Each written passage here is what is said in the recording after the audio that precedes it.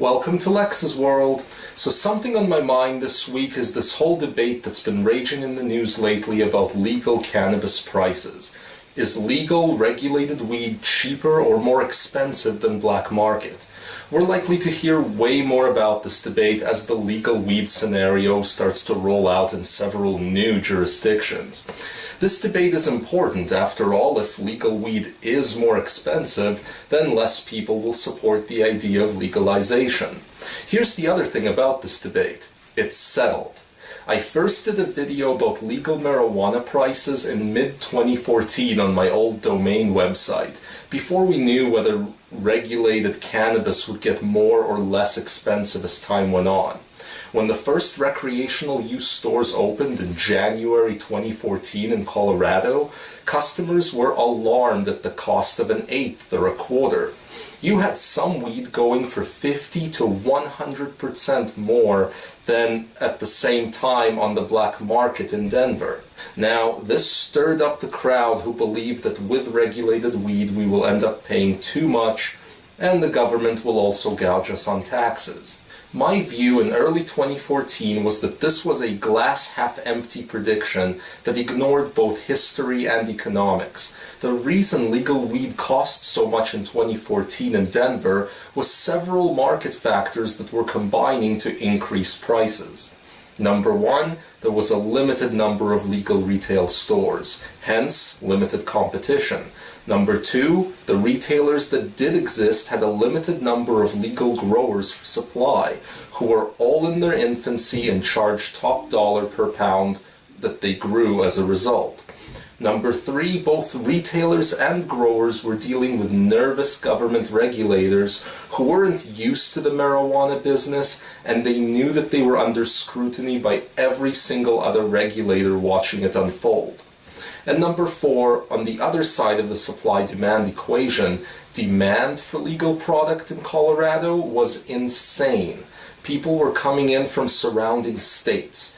It was all way more than what this small legal industry could provide in 2014.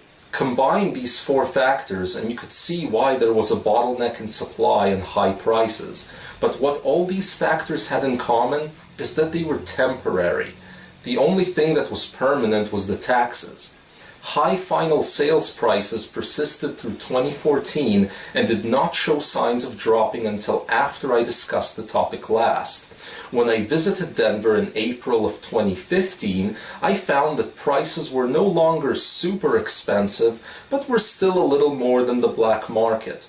In stores, 3.5 grams was down to about $35 or $40.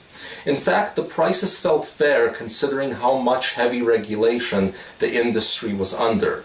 I created an episode about that trip that you can find a link to in the description, by the way. But since then, man, what a difference another year and a half can make. When I visited in April 2014, the wholesale price to a dispensary of a pound of cannabis was about $2,400. As of last month in 2016, it's closer to $1,400. This will obviously have an impact on the end user price. So how far will prices drop as the supply and demand balance? Well, when the growers become huge and when retailers become established, prices will drop hard. As I predicted in 2014, I would still like to see a world where a pound costs way below $500 wholesale. There are some people in the industry who have argued that if you grow cannabis right, even if it's regulated, the simple ability to grow it legally in a large-scale, highly automated system can make the growing cost drop to way below $50 a pound. If that's the cost to grow a pound, it should keep the price very reasonable for the consumer. The price of seeds will also drop. We're already seeing that happen. Cheap seeds available widely online will ensure that if legal weed prices don't drop fast enough, the market will prop itself up on the backs of cottage growers and auto-correct the situation. Info on cheap seeds online always in the description as well. Remember, the goal is not to replace the black market with a more expensive legal market. No one is sitting around plotting that.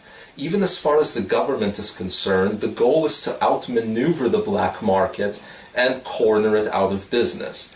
That requires reasonable prices. I maintain that any scheme that allows for legal, personal use growing as part of the setup can function. We're seeing the same pattern that unfolded after alcohol prohibition. In a couple more decades, legal weed will be plentiful, high quality, with tons of variety, and very cheap. That's the show for the day. Hope you enjoyed it. If you did, be sure to subscribe and hit that like button. See you next time.